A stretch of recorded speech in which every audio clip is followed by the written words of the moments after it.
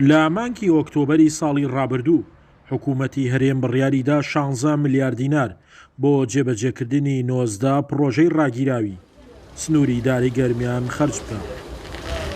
دوای زیاتر لە 3 مانگ لە دەرچوونی ئەو بڕیارە هێشتا ئەو بڕەپارەیە بەدەست ئیدارەی گەرمیان نەگەیشتووە.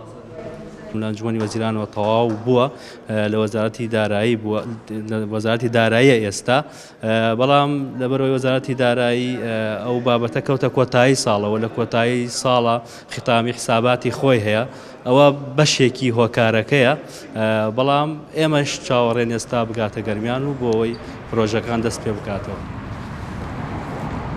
لە ساڵی 2014 65 پرۆژەی جۆراوجۆر بە بەهای 650 ملیار دینار لە سنووری ئیدارەی گەرمیان ڕاگیراوە.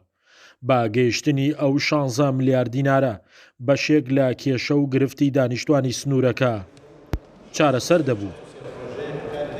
تەرخانکردنی ئەم بودجەیە خۆی لە خۆیدا ئاوەدانی زیاترە گەینە بە گەرمیان و هەندێک چارەسەری هەندێک لە کێشەکان دەکات لە ناوچە سنووری ئیدارەی گەرمیان لەو سێکتەرانەی کە بڕیار لەسەری دراوەست کە سێکتەری تەندروستی و پەروەردە و کارەبا و ئاو و خزمەتگوزاری ناو شارەکانە.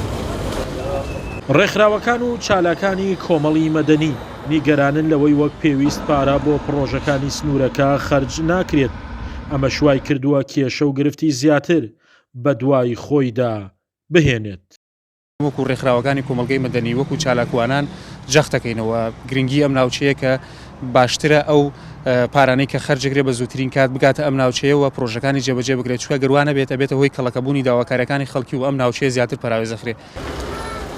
قەیرانی دارایی هۆکاری ڕاگیرانی کاری پرۆژەکانە، بەڵام خواست و داواکاری خەڵک پێویستی بە دۆزینەوەی میکانیزمی نوێ هەیە و هەتاوەکو ئێستاش حکوومەت بۆ دەربازبوون لەو دۆخە کۆتا قسەی هەر بەهانەی قەیرانی داراییە.